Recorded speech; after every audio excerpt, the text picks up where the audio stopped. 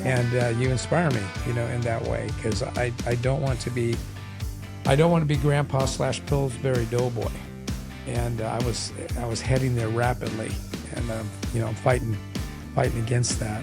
I want to see my grandkids get married and have children.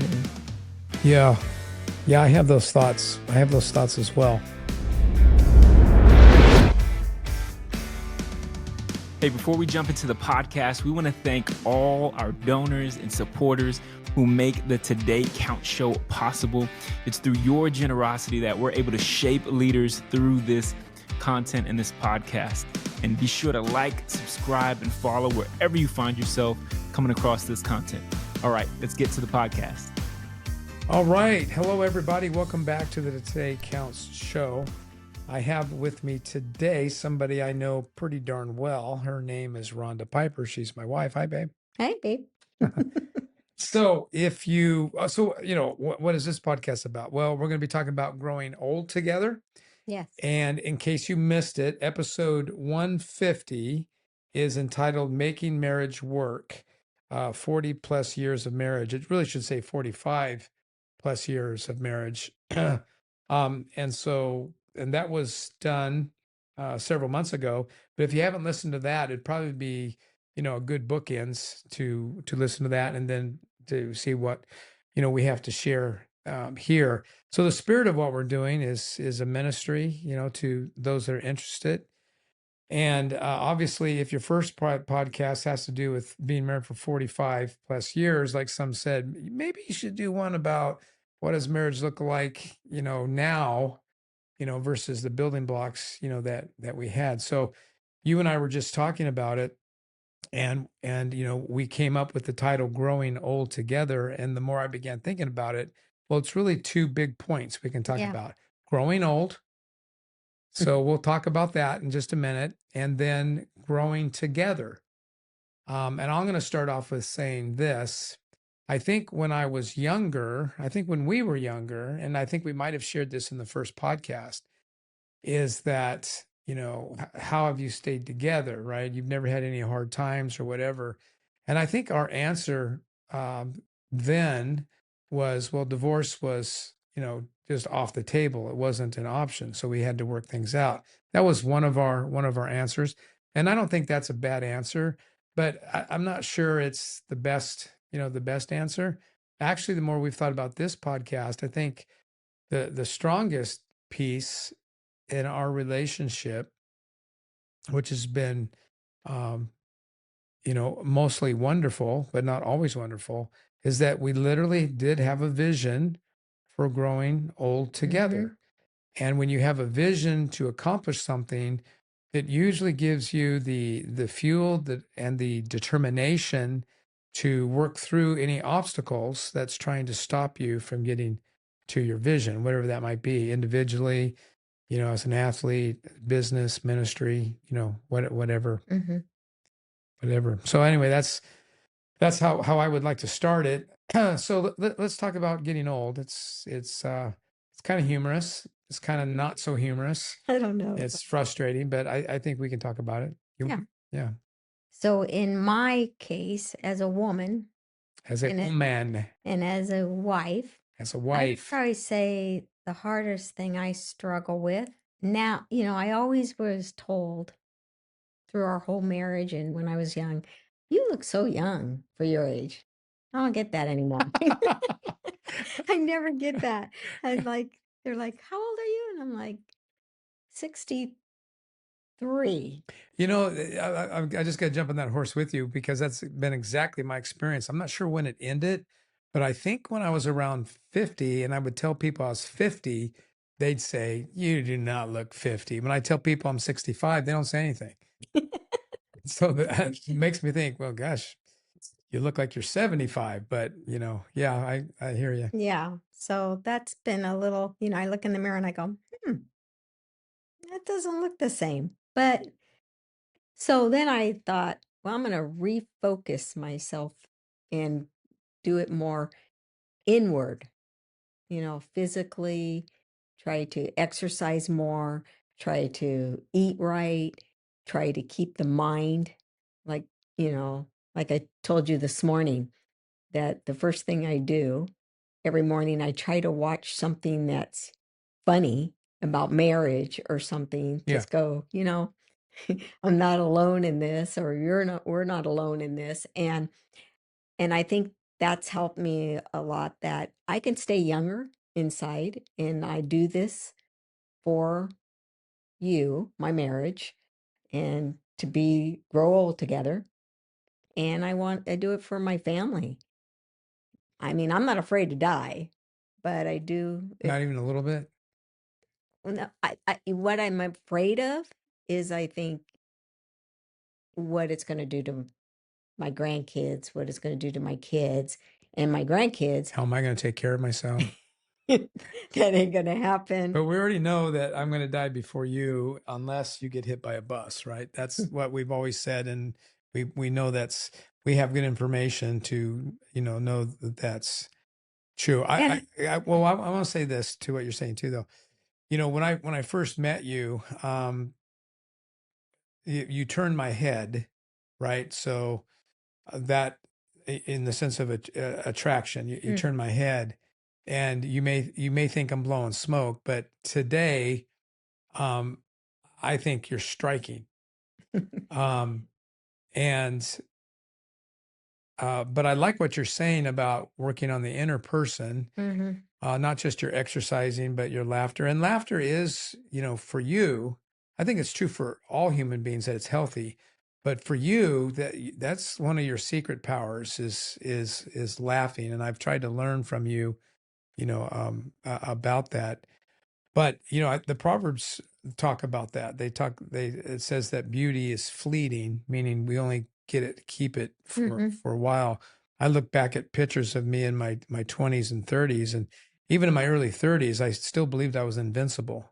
I mean, I don't think I ever said it to myself, but I felt it, and I worked like it, and I played like it, and I think we were, though.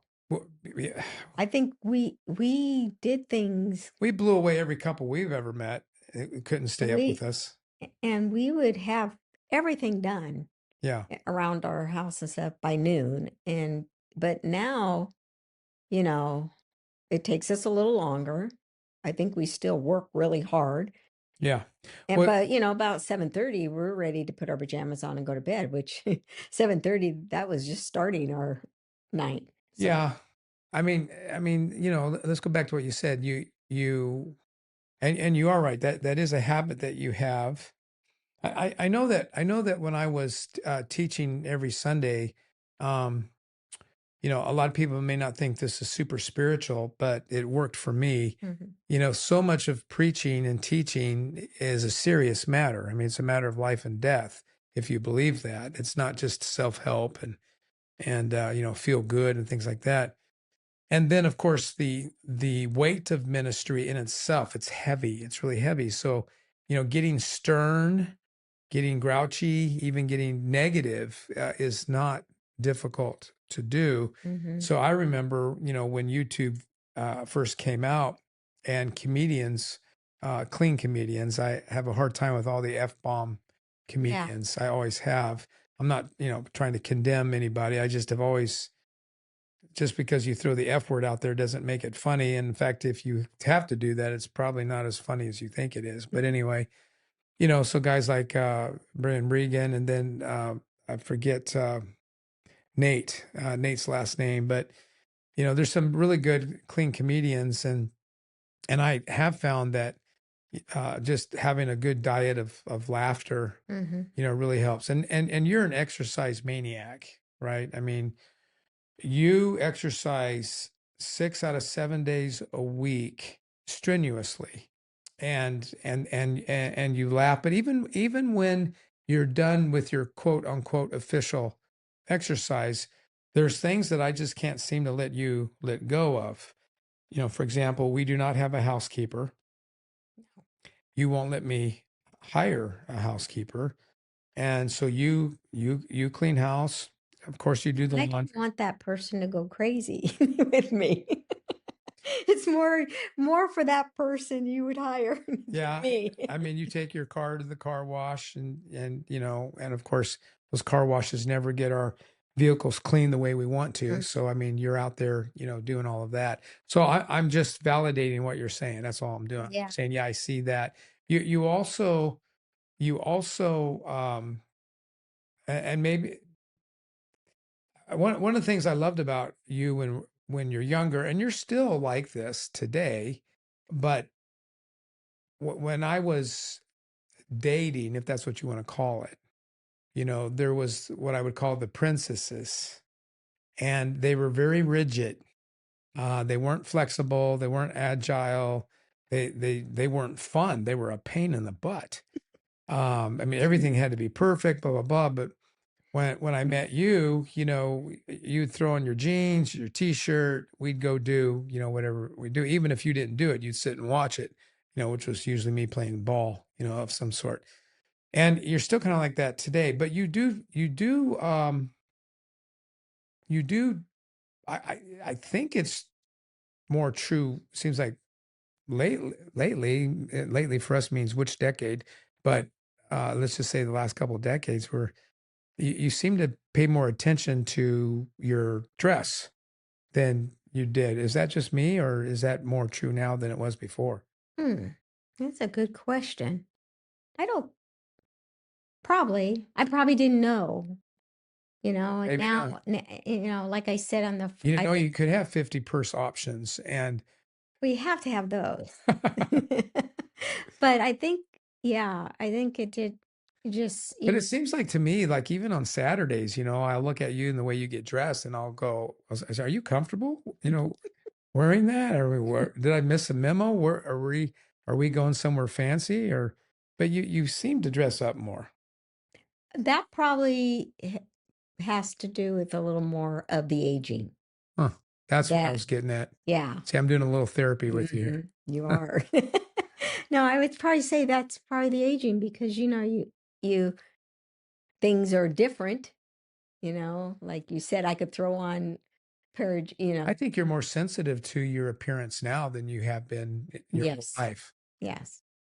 And I think, you know, when you're younger, you just think I'm young and It you is go what it with it. is. It Take is me or what it, leave me. Yeah. yeah. And when you get, but I've always been a little about, remember with you, I've always said, and I've told the younger women that I have mentored or whatever, or even my girls, that you don't give less to your spouse, Hmm. you know, No, you know, you've never been a slob, with me and then dressed up for the world. If anything, it's been, well, it's not been the opposite. No, you always are very careful of giving me your best appearances, even when I don't require it, mhm, um, because that girl in jeans and t-shirt is the one I fell in love with. right. That term we use, fell in love, whatever that means. But yeah, I think when it comes to, I'll take a little bit of the topic. Like right now, what's bothering me the most about aging, it sounds silly, but this turkey neck, that I got going on. Jim. Well, where did it come from? I mean, I didn't have it. And then like literally it felt like one day I woke up and there it was. Uh, it's not funny really, but I know, I'm trying not to laugh. yeah. Um, I think with you, I mean, you're probably going to say it, but I think for me to watch you is you feel that, that strong, nothing would stop you. well, I've never been a man, obviously, of large stature. I've been short. I don't know that I've been small, but I've been short. But, you and I were talking about this the other day around the pool. When I was younger, and there was a physical threat. I mean, where we grew up, for some reason, there were physical threats. There were times, like that. And I never had an attitude of run. I always had an attitude of fight. Mm-hmm. And then my attitude of fight wasn't about surviving, it was about winning. Today, if my family were in jeopardy and I was, filling in the gap between the danger and my family, I already now know this is hard to say. I know that I will fight. I know that but I know that I'm not going to come out of it well. Right. So the objective would be to stop the danger. So you see, the objective has changed. When I was younger, I'm going to win. Now it is, how do I stop this from hurting the rest of my family, Right. knowing that I won't make it out, alive, so to speak. Um, so if any young men listen to that, that's what you have to look forward to, because your masculinity does get challenged. And we could talk about silly stuff, but even climbing a ladder, to a certain height gives me the heebie-jeebies. Whereas when I was in my 20s, I didn't think twice about it. Sometimes I would say, why do you even need a ladder? Climb it, by myself. Replacing light bulbs in certain places. I would, when I was younger, hop on a stool. Now I can't even get on the stool, so, but it has changed me too in my exercise. Though I don't exercise as much as you do, I exercise regularly. We do similar workouts, but I do a lot of strength training. And I think I got to do, the aerobic, because for some reason afterwards I feel like I've done something with the strength training. What's different than when I was in my 20s? When I was in my 20s, I could walk into the gym and walk out literally looking different. Now I walk into a gym, do the same stuff, and I crawl out, feel horrible, and don't look any different, right?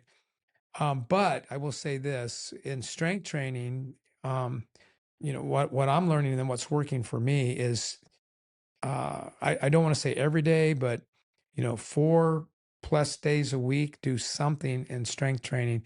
And believe it or not, that's bringing back better balance. At the age of 65, I have better balance than I did, just a couple years ago. I've had both of my shoulders replaced, had a mishap with one of them after a replacement. So that wasn't fun. That was a setback. So physically, I mean, the appearance thing to me matters also.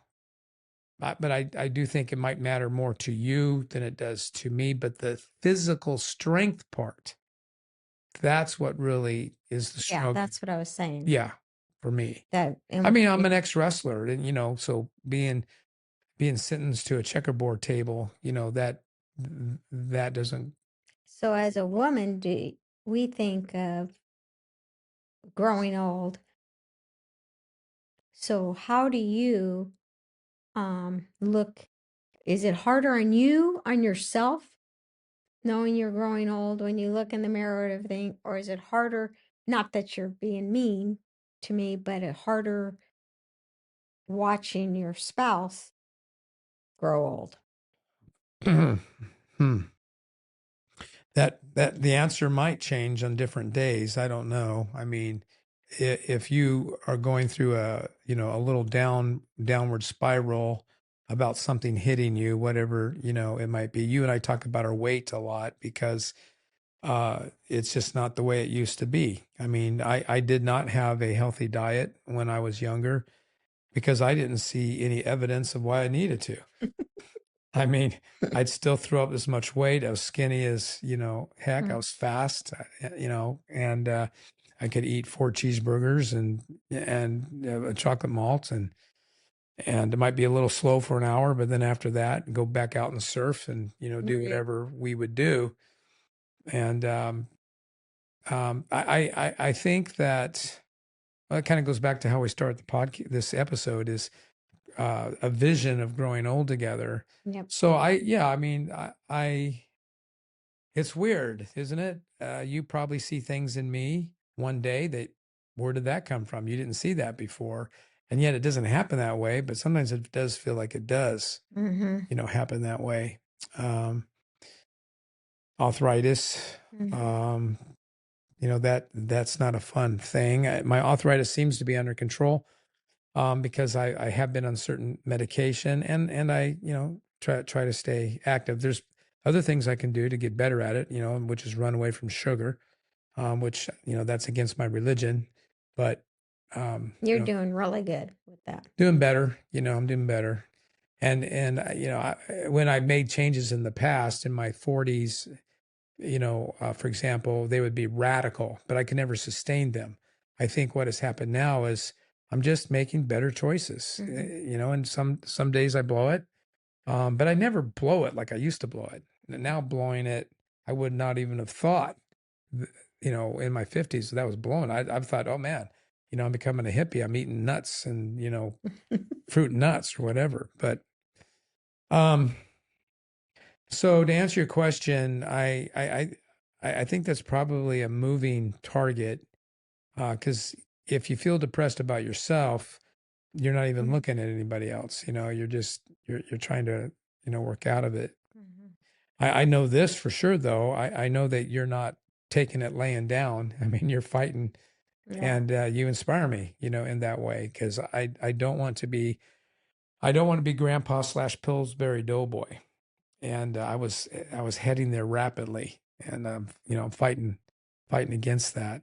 I want to see my grandkids get married and have children. And Yeah. Yeah, I have those thoughts. I have those thoughts as well. So what else? What else about growing old physically and relationally do we want to talk about? Any wisdom we could, we could share? being patient with each other in all areas. I think we need to get better at that, Yeah.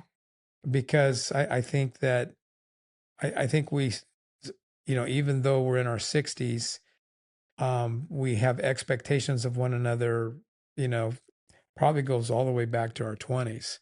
And that's not fair. I mean, if you don't feel like doing something, you don't feel like doing something. If I don't feel like doing something, I don't feel like doing something. Mm-hmm. Now, sometimes we need to try to inspire the other one to, get off the sofa or whatever. Not that either one of us do that. But, we kind of dial it back, at times. I mean, there's times that we just laugh at ourselves. And that I think is a good thing. We go, yeah, think- that ain't happening. Yeah, I think we're getting better at that. I still think we have a long ways to go, because I think as a couple, we're still more serious than we are easygoing.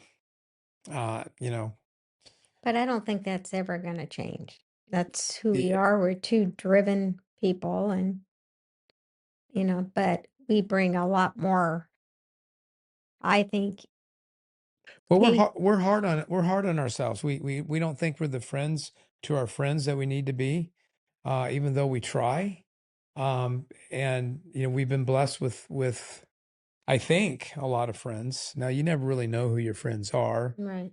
but we have seen some folks in our ministry be faithful for a long time and have Yeah. weathered storms and whatnot. So that, that's so, but I think, I think we have high expectations of being generous with our friends, being available to our friends.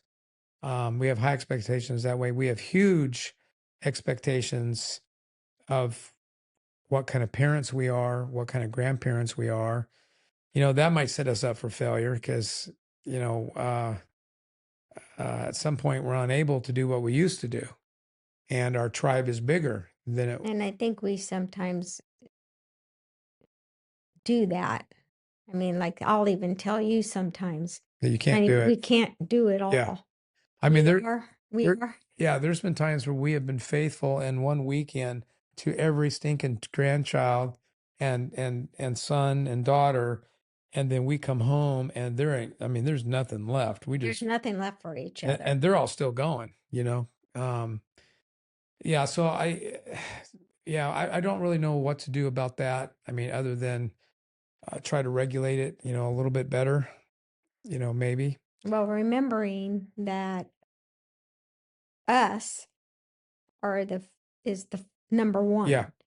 We never did that when the kids were And that's young. what we talked about in episode 150. Yeah, we never did that when the kids are young, but we seem to be doing that Yeah. a little more than we did when we were younger. Well, Stephen Covey calls that being family centered. And so we might have shifted in some ways from being principle centered to being family centered. And being family centered sounds like a good thing, but it's not. Oh, Because when you're family centered, you make all your decisions through the filter of the family. You're not making them on faith. You're not making them on principle. Even being church centered, for example, is not the best filter. The filter is being principle centered. What are the principles that God has clearly installed into creation? Do you know what they are? And do you govern your life by those principles? That's what Stephen Covey taught. And I think it was right on the money because a lot of the other areas are not necessarily bad. They're just not centered. They should not be center. If we're principle centered, then all those other important areas of life are going to receive the benefits and the nutrients. So like when you and I were talking on the first episode, episode 150, what we did pretty well is that we said Christ was the center, and then what was next to outside of that was our relationship Mm-hmm. even more than our family. Mm-hmm. But our family received the benefits of that. And what you're saying is that, Friends and and our friends and our work. work. But you're saying that, maybe one of the things we've We've struggled. gone a little side. Yeah, maybe we've gone. Mm-hmm. And Well, we'll be honest about it. yeah. You think, well, We want our kids and grandkids to know that we love them, we care about them, but maybe we've. and I think the aging thing, that's where it comes in, Yeah, is you're thinking, well, how much longer am I going to be here? yeah, So I want to, be an influence and be there for my grandkids and my children. And sometimes we might be here a little longer if we didn't kill ourselves. right.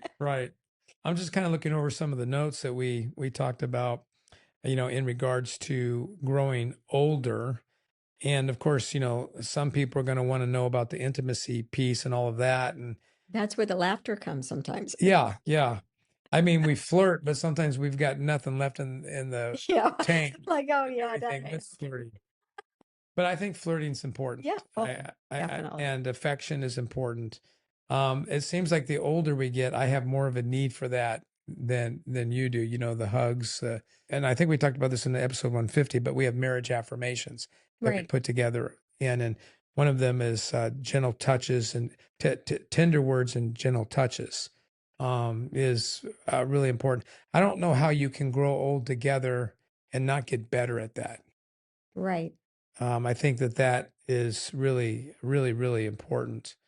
But we talked about this. We implied this one earlier, but just the metabolic changes in an aging body just makes everything harder. Mm-hmm. And so when I say you need to accept that, I don't mean you lay down and keep all the habits that you had when you were younger, but to think that you're going to have um, a Mr. or Miss Olympian's body, especially if you don't have a DNA that leans in that direction, Mm-hmm. that lean direction, you got to give yourself a little bit of a break because you can tend to pursue a whole nother avenue of life. And there again, you're off principle. Right. You could become physically the healthiest person in the world and then spiritually, relationally be unhealthy. And we see that all the time. I mean, when I used to go to the gyms, and what I mean by that is we have our own little gym down here by the club, and then we have stuff in the garage that we use. But I remember when I was more regular at the big gyms, you could tell people who live there. They just live there. They're not progressing in a career. They're not progressing in education. They're not progressing. They live there. So they're kind of like a flat tire. Every time that sucker moves around, it's flat, flat, flat. And I'm not necessarily a person that talks about balance all the time, but there is some sort of balance that you need in life. So, there are, in other words, there's a variety of drugs. And one of the drugs could be you're trying to stay young so hard that you've missed out on life. Right. So what's it going to add you? Is it going to add another year to your life? Is it going to add another 5 years to your life? And yet you've sacrificed the last 25 years? I don't know. You kind of have to figure that out, I suppose. Yeah. And when I was younger, I didn't think about it. You just did it. Yeah.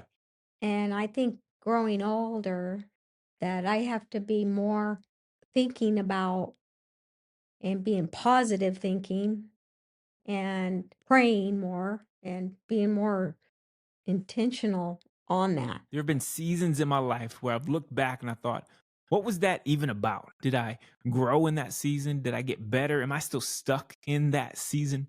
If you have similar thoughts, I want to introduce you to a book called Story, The Art of Learning from Your Past. This book, written by Jim Piper, shares principles and stories that actually help us get unstuck and step into the future we've always wanted. Be sure to stop by leadtodaycommunity.com to grab your copy today. I think one other thing that I did take a note on that I failed to mention is when it does come to keeping your weight under control, and I don't want to sound like a expert here because I'm not, right? I mean, let's just make that clear. I am not. In fact, I would say most of my attempts in my adult life to get my body physically where it needs to be was probably very dysfunctional. And I'm going to blame that on my young wrestling career, where in those days we did not have the nutrition coaches. Or we were told, I remember they would hand out a sheet of paper. This is what you should eat. This is what you shouldn't eat. Good luck. And but you're in your teens and your 20s, and your appetite is crazy, and you don't have the accountability.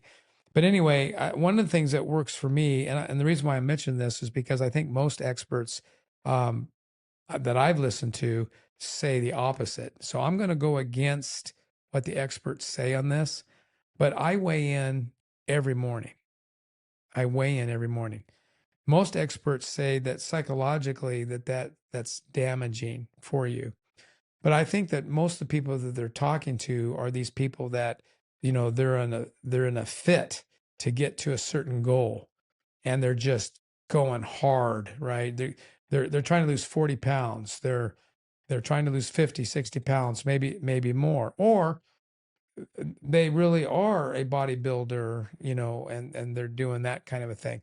I'm talking about the regular person who wants to get strong again, who in their 50s, 60s, 70s, and you want to feel more confident, because that's the trail that I'm on, and it's working for me. I'm getting stronger, my balance is getting better, my weight is coming down, but the reason why I've got to weigh in every day is because of that whole metabolic deal and my lack thereof of only eating, like a deer, because I'm cut way back on calories, higher on proteins. You've heard all of this stuff. You don't need this commercial. Because again, I'm the last person to listen to on that, I think. But for me, my weight can get out of control so fast that if I don't weigh in for a week and I'm a little sloppy in my eating, if I gain 3 pounds, it will send me negatively in an acute depression to where I almost want to throw in the towel. So for me, it's, oh, okay, I stepped up a little bit yesterday, gained a half a pound. Maybe I didn't gain a half a pound, but it's telling me I did. So I get my act together for that day. And next thing you know, I lost 2 pounds. Like, whoa, that's cool. So anyway, that's my story. I'm not saying that's what everybody else should do. I just know it works for me at this stage in my life. So Rhonda, we said that we were going to talk about growing old together. And we started off with sharing that, along with some of these principles that we've tried to live by, that we wouldn't necessarily project upon other people, because life is different. Like, for example, if a woman is getting physically abused by a man, and Right. and you went into the marriage with the principle divorce is off the table, we would say, yeah, that's not what we're talking about. Mhm. So we just, and yet we're not trying to soften the commitment that it takes to be married. It's such a dark world, sinful world, selfish, narcissistic world. Whether you're a believer or not, I mean, everybody's a believer. I just don't know what they believe in. But if you're a believer in goodness, if you're a believer in a creator, if you're a believer in the gospel of Christ, then there are principles that you pick up, along the way. But many of those principles takes discernment and guidance and community to help have the right kind of interpretation and application to those things. So I just wanted to make that clear. But the vision, growing old together, I know we said it when we were younger, but we really didn't wave it as a flag because growing old, well, that seemed like an eternity, away. But boy, I don't know. We always had the mindset Yeah. of there wasn't even Someone's gonna bury somebody. You're gonna bury me, I'm gonna bury you. And we know the odds are probably 85-15 that you were gonna, bury me. No, I think that's honest. Again, unless you don't pay attention and your walks out there and get hit by a bus. That's the thing you got to be careful with. So anyway, we spent some time talking about growing old. Now let's talk about growing together. So we're adding that word, growing old together. And I think that's a big topic. So obviously faith is a big part of that. Mm-hmm. I think that this whole thing that we've talked about with patience and whatnot, playing the long game. But when you think about doing it together that we haven't already talked about, what comes to your mind? Do you have anything on top of your head? Well, I just think it's,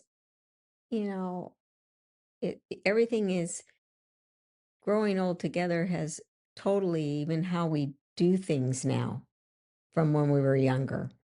I think we know each other more.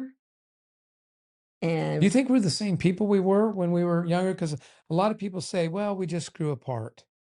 We're just not the same people we were then. And and I don't mean to make anyone feel bad if that's kind of if that's the story that they're telling themselves.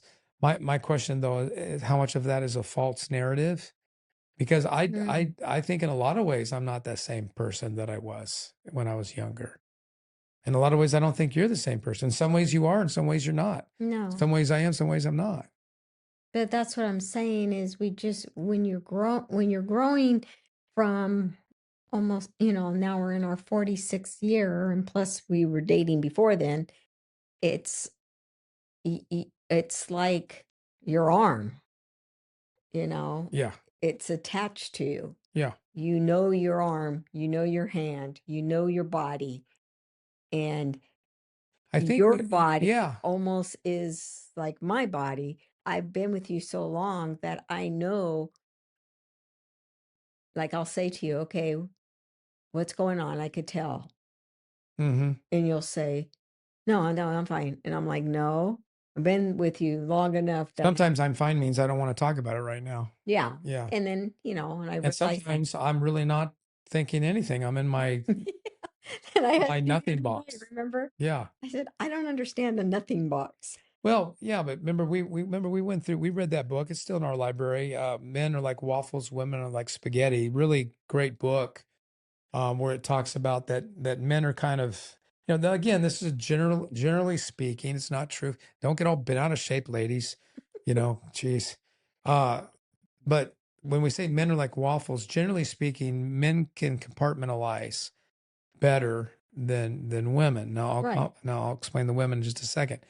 But so imagine a waffle, and you got all those little compartments in there.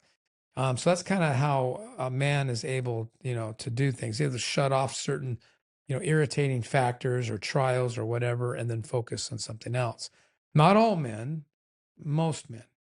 And then we do have boxes, and it's not just one. We have several boxes, and it's called the nothing box. There's nothing in there. We can literally go to a place where there's nothing there. And if you interrupt my nothingness and say, what are you thinking about? Sometimes when I say nothing, it's true. It's nothing. Mm-hmm. Right. You told me that. Yeah. And then I know that you go, okay, you can't even imagine that. But you actually do that. You do that because as a woman, I do see you compartmentalize how you can focus on certain things when other things are this way. I've seen you do that. But anyway, then it says women are like spaghetti, meaning that if you think of a bowl of spaghetti, there's how many noodles in one large bowl of spaghetti? I don't know how many there are. I'm just going to throw out 25. I don't know. But every noodle touches a noodle, that at least touches another noodle that touches another noodle. In other words, every noodle in that bowl of spaghetti is connected to Right. every noodle, indirectly or directly. Right. And so that's why often, when you start telling me a story, I'm going, okay, dear Lord, can you just give me the bottom line? But And then you're, I'll tell you what I say sometimes to but you. I say, there is no bottom line right now. I yeah, have to tell you this. everything is connected. That is the bottom line. That whole bowl of spaghetti is the Yeah. bottom line. Now, There's where the patience comes. yeah. Now, why did I bring that up? Yeah, we were talking about uh, patience and knowing. Oh, I know what we're talking about. So, I think when we were younger, we were lovers and we were partners, pioneering a new life. Mm-hmm. Now, it's not that we're not lovers now. So let's let the mystery out. We're still lovers now, but we're probably more companions than we are partners. Now, we're still partners, but we're probably more companions than we are partners. Companions meaning sometimes I guess we never stop to ask, well, why are you even with me right now doing what we're doing? Because you go where I go where you go, unless somebody stops and says, wait a second, do we really need to be together? We don't need to be together. You can go do this. I can go, do that. Growing old together, we know our lanes. Yes. There's We no, don't need to talk about we it. don't even have to talk about, we know who's picking up what direction we're going. What's our position in that situation, in all situations, in work, in ministry, in marriage, in everything. Where when we're younger, it was more, like you said, pioneering, filling out what Yeah. each other are. Yeah. But even okay, I agree with that. But a nuance that I want to throw in there is that together we make great decisions. Yes. Individually, that's questionable Right. because I tend to be option oriented, meaning that for you, I can be going too slow. I don't even know why you wear a watch because every time for you is now. Everything's now, right now. We have to know now. Everything's black and white. We have to know now. And I can be like that, and you can be like me, but generally speaking, I'm playing things out. You are focused, decisive, boom, this is what you think. And, let's face it, that has been a source of fighting in our relationship, but it's also been a source of genius because when we put our heads together and stop lobbying for a certain position and listen to one another, we usually come out. Now, okay, that brings me to another topic. Now, this one's going to be tough. So, right when you said what you just said, that we know our lanes. We know our lanes so well that we can have a tendency to take one another for granted. Mm-hmm. And I wonder how well we are preparing for the day, unless we both, die in a plane crash. That one's gone. Yeah, And that one. who's picking up that lane? Who's picking up that lane? You're reading my mind. I mean, I was thinking about it today. We don't ever talk about the fact that, every day or every other day, I see a basket of dirty clothes sitting in the hallway between our closets. And, that's evidence of you doing what you do. You don't say anything. You don't complain about it. You just do it. And I see you doing it. And, there it is. And, if you do get hit by that bus, Who's doing that? who's doing that? Because I'm pretty sure it ain't me. And that's a problem, Well, and it's just like all the financials and all that you do for our marriage and for our future.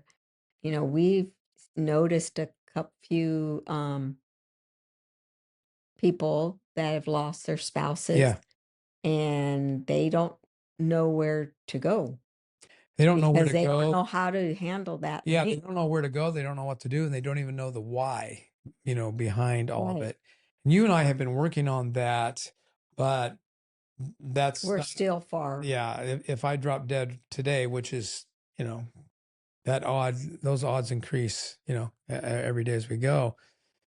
I've been trying, But you have prepared certain people yeah. for that too. Yeah, my board already has a email of, basic guidelines and instructions, much of which is to counsel you and things that have not been, decided yet. Slowly but surely, we've been putting different financial institution apps on your, iPhone so that you can get into that. We have a financial spreadsheet that you have access to, whether you remember how to get access to it, Right. that's a whole nother thing. We have a CPA. We have the same CPA that we've used since I was 20 something, in my early 20s. But I think it's a huge thing among people that are getting older and that happening. Mhm. We've noticed that a lot. I mean, they've even told you and Yeah. me, I wasn't ready. I didn't know how much he or she did. And here's another point. We don't live in a mansion, but we do live on a property that's acre and a half. It's too large of a home for two people, but we do have friends who come visit us, Right. family that comes visit us, grandkids. And so for now, and we built this studio that is on our property. It serves us well today. We're able to keep up with it with some help. But if one of us were to go, that's a game changer. So what's the game plan? Mm-hmm. What does downsizing even look like? And and you and I have only engaged in some of that conversation. We don't really have a plan, Right. for that. And again, I'm less worried about me and making that decision as I am you, and in making that decision. I don't know why that is, but I do. You might say, no, I'm good. I know exactly what I'm going to do. I mean, you certainly have, I would say, layman's expertise in buying and selling properties. We've been doing that, for a long time.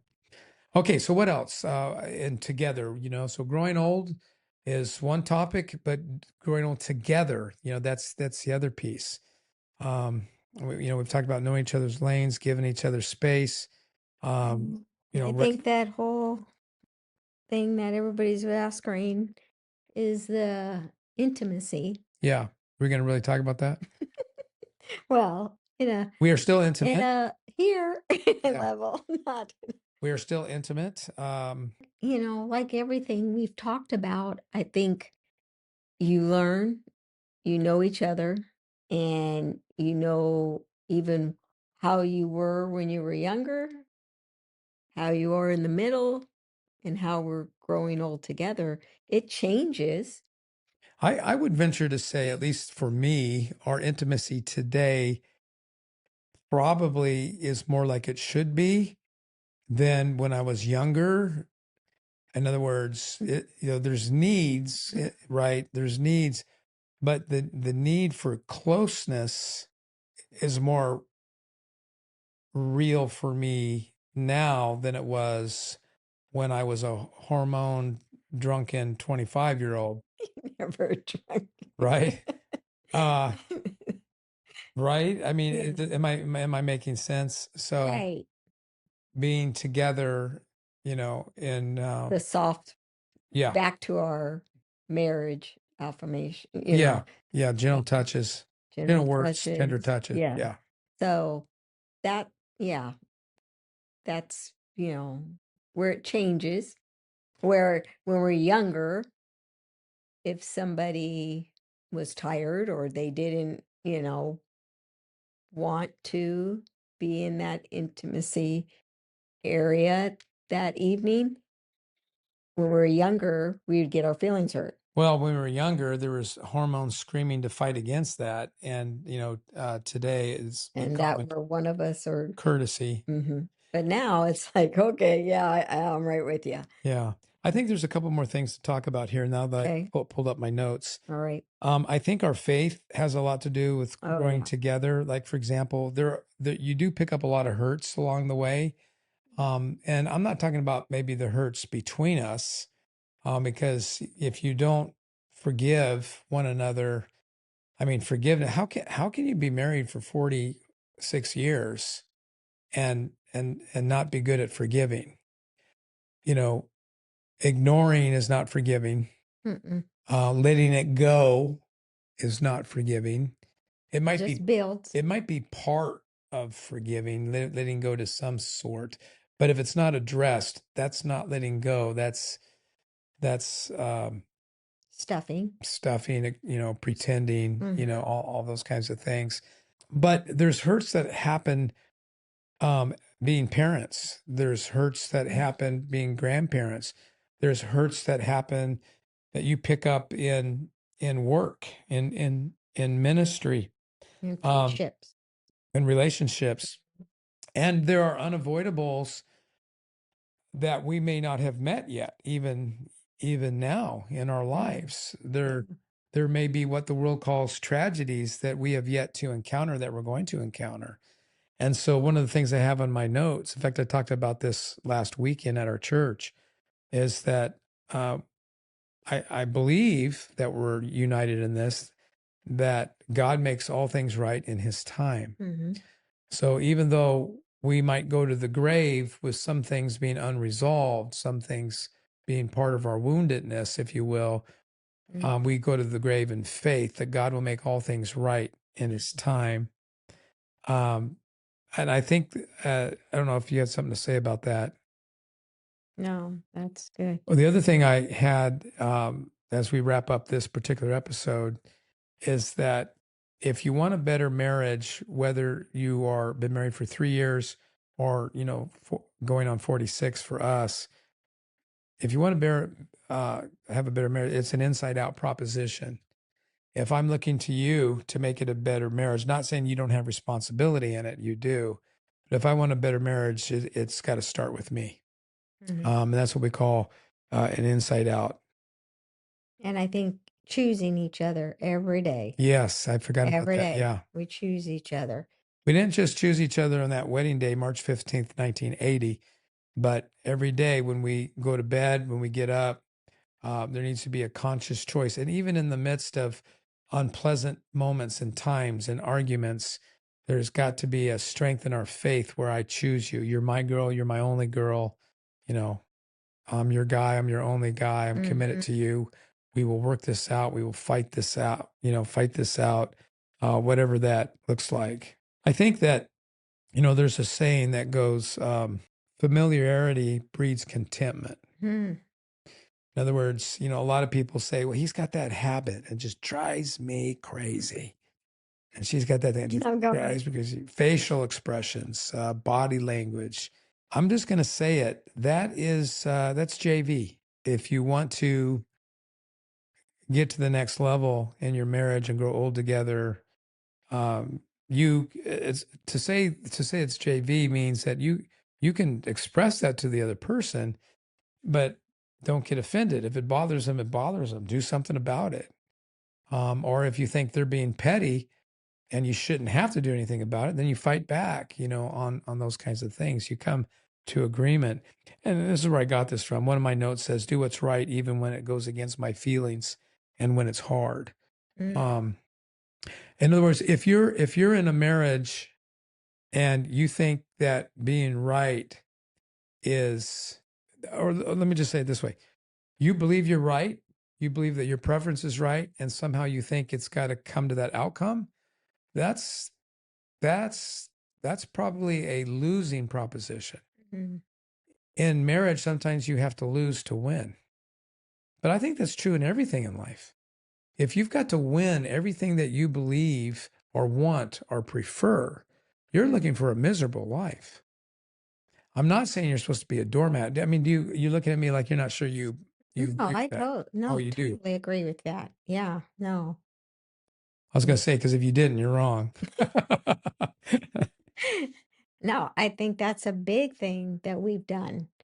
that, I mean, there are been things that drive you crazy about me, and have been through our marriage. Yeah. I think we've been good about saying it. I mean, there was one thing, remember when you used in bed when we were first married, you would beat on your chest Oh, you know why? Because all night. I You'd just be told doing I this. just told one of my clients this morning about that, and what that was stress. And what's interesting is when I got stressed, my chest would tighten up, but I was also very much into bench pressing in those days. And I guess I thought that the way to relieve stress, muscles tightening up my chest, is go lift more weights, which was an absolute not a good thing to do. Mm-hmm. Might have been better to loosen it up by swimming, something like that. Right. But yeah, I remember doing that because, and And I let it go, and I let it go, and I let it go. yeah, And then finally I just said, I can't take that anymore. yeah, And you stopped. yeah, It was weird because it was a habit you had, yeah. but And it might have been half habit and half relief, from what I was doing, right? right. Doggone it, there was something else. Oh, I know what I want to talk about before we say goodbye on this episode. Is this might be a weird topic, but death, and it's not even in our notes. It just came to me now. Wow. I'm not sure cremation is what I want for me. And I think you're on the other side of the fence, though. Yeah, and in our Well, talk. because of remember I told you, because I'm so frugal about Oh yeah, you're frugal. and I thought to myself, because we've gone through some stuff with death lately with some Yeah, people and family member, and I'm just like, it's a ripoff. yeah, I don't want you to spend that much money. I'm not there. There's only one thing I've always told you that I want for my funeral. yeah. I'm not sure yeah. You want a Southern gospel choir Yes. at your funeral. I mean, but if you live to 100, which I think you're going to, there may not be a whole lot of people we even know by then who could do that. But Well, I tell you all the time, none of my family members have lived that long. yeah, but you're going at it a lot different than your family members too. True. I guess for me, and I haven't arrived there yet, but I do realize that in that business it does sometimes feel kind of shady and taking advantage of people. But for me, I know that this is true to a larger degree. Burial has been a Christian tradition. Um, not 100% holistically around the world, but generally speaking, in the industrialized, in the Western world of Christianity, because it's, when people are baptized, they're baptized in the water going backwards and then brought up out of the water, and it's a picture of the death, burial, and resurrection of Christ, but also your faith in that and the application of that into your own life. And when you read the end of the Bible where it talks, about the dead in Christ will be raised, I have a lot of imagery of pictures and things that was shared with me as a child where, you actually see these souls coming up from the grave. Right. So I know some of that. I don't think I don't think there's any biblical theological mandate that one be buried. Obviously, when the first arguments are, what about somebody who dies in a fire? What about a plane crash that goes down? Okay, whatever. We're talking about an intentional decision about how one is there. And then I thought, it is true because, I tend, though I'm more of an introvert than I am an extrovert, visiting someone's graveside, even though how many times have I visited my grandfather and grandmother's graveside, and it's in California, so it's not out of my reach. Not very many, maybe a half a dozen times. Right. And so, this romantic side of me says, oh, people will come to the tombstone and say, I miss you, Papa. I miss you, Dad, and probably no one's going to go, and that's probably, the truth. But I thought it was important to, to throw in that we don't know either. And I don't know that there's a right or a wrong Right. answer. And that just came up the last few years of what I've experienced. Yeah, That was always going to be buried, but I said, no, I don't want you doing that. well, and then you get some Christian influencers like Tony Campolo. I don't even know if Tony is still with us or not, or if he's passed. But I remember him giving sermons about Christians being better stewards of the planet, and that we kind of have this "it's all going to burn anyway," attitude. And he never really swayed me, but part of his argument would be, we're taking up ground for the living, for the dead. And I'm going, yeah, I don't know if that's true either, but that's a little stretch. Yeah, people, yeah, right. Yeah, sometimes people make it more, than Than it is. than it should be. Mm-hmm. I mean, think about it too. There are church graveyards around the country where you couldn't be buried there unless you were a member, but a member was also defined in kind of sketchy ways, if they weren't Well, what's so funny? financially. What is a big thing we always do when we go to different states? Oh, we love to visit the cemeteries. Yeah. Yeah. We Particularly go, ones around churches. yeah, that are really old, and we get to read about them, and we wonder, Yeah. what is their family about Yeah. at this, and why did that person, but Yeah. Yeah. Maybe. so that's kind of a little bit of history, even going to seeing that could be a little romantic for you because you love to go do that. And, Yeah. I mean, Well, it just seems honoring, to me that somebody has lived the life counted, and I don't know. I'll probably sign on the dotted line. Just cremate me. And I'll be sad, but honey, I'm not going to cremate you. I already know what you feel. but if that's true, then we should probably get our act together financially so that it's not as expensive now as it might be then. Right. Okay, I know how I want to close this podcast. I'm going to ask you to think about how you want to close it. So however you want to close it, you think about how you want to close it. Here's what I want to say to anyone who listens to this podcast. I do believe it fits into the realm of what we're talking about, growing old together, but it may not seem like it. If anybody wants to know my philosophy of life and my philosophy of ministry, and I'm going to sound like holier than thou, and I am not holier than thou. I am a dude. I'm just a normal dude.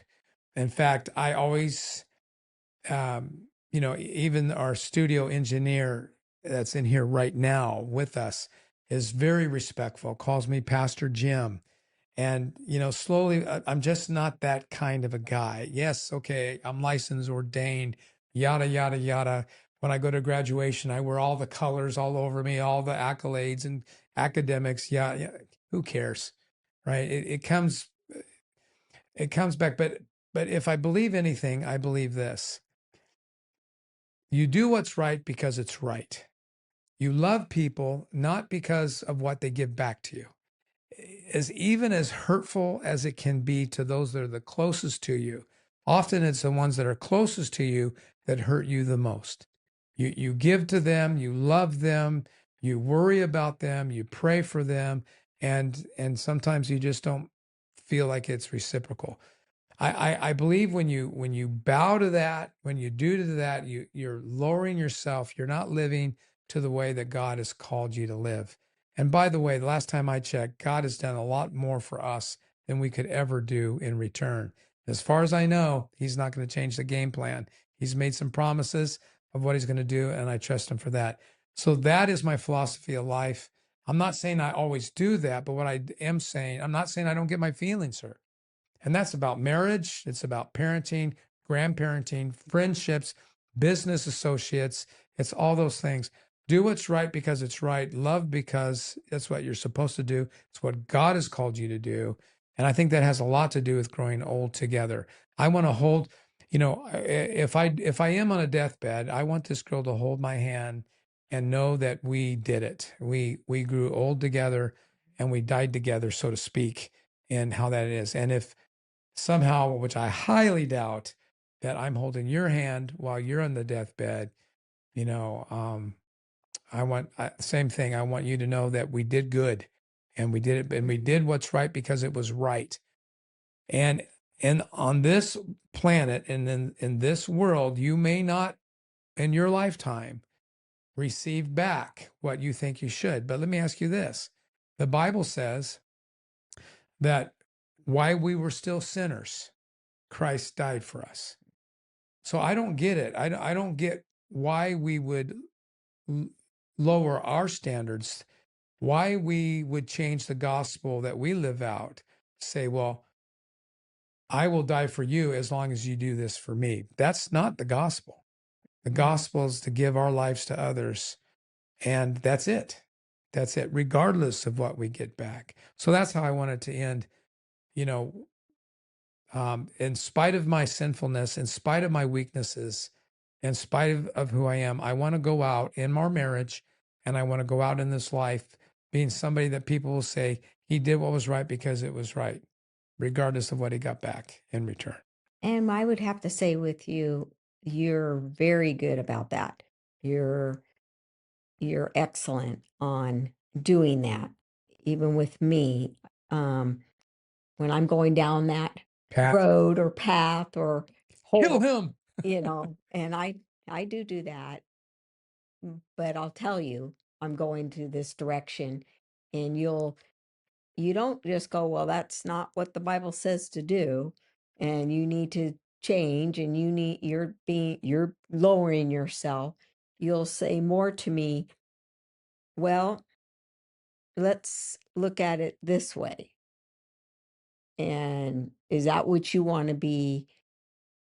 You don't always like it when I do that, though. That's true, but do I want to be known Yeah. as a grandma like that, as a mom like that, And that's the legacy. as a wife like Yeah. that? And what could I say to that? I don't want to be known as that. I know I'm doing it. I know it's not right. I'm mad at that person, or, I've got my feelings hurt, Well, but you're really good to. well, and in our discussions, because I like how you're saying that, it's not that you're wrong. It's not No. that you're wrong to be hurt. You're wrong to be And you say that all the time. offended. It's what you do with that being wronged. And I think growing old together, like I said, the mind is more stronger than Yeah. it was when I was younger. Yeah. I have to choose to love you, choose every Yes. day, choose to, am I going to get bitter on that situation? Yeah. Every day I have to make right choices. So not only, like you said, to do the right thing, but you have to choose to do the right thing. Right. When everybody starts a phrase that says "in a perfect world," then right there we should just stop and say, "Okay, We know that's we're not in a perfect world." Mm-hmm. So in this world, Yes. how might we, respond and act? So I just didn't want our podcast to come out like, "Hey, man, everything's wonderful." Like Bill Hybels taught me when I was a young man, there's three kinds of relationships. And by the way, three kinds of relationships in all categories of life: marriage, family, friends, associates, strangers, all of them. There's draining relationships. There's people I hope your spouse isn't your draining one. True. Well, it can be though. There's seasons where it's draining, right? I mean, there's a day where I drain you, or an hour that I drain you. So it's just a microcosm of these three. But anyway, so there's draining relationships. And if you think you're not supposed to have a draining relationship in your life, then you're already believing a false narrative. Right. Second, you have neutral relationships. It's what Bill Hybels said was kind of give and take. And then finally, you have filling relationships. And sometimes those all come from the same person. Never thought of it that way. Well, I've always thought of, I know my draining people and I know my filling people. So I've always But when a draining person, my boxes came from. Yeah. Yours is a spaghetti. So but watch this, when a draining relationship fills you, you're pleasantly surprised and shocked. Right? I think we should leave it there. Yep. That was awesome. Thanks for joining us on the Today Counts Show. Thanks, babe. Hey, thank you so much for joining us on the Today Counts Show. We got so much more planned for you. So stay tuned and stay connected on Instagram, LinkedIn, Facebook, and subscribe on YouTube. And remember, today counts.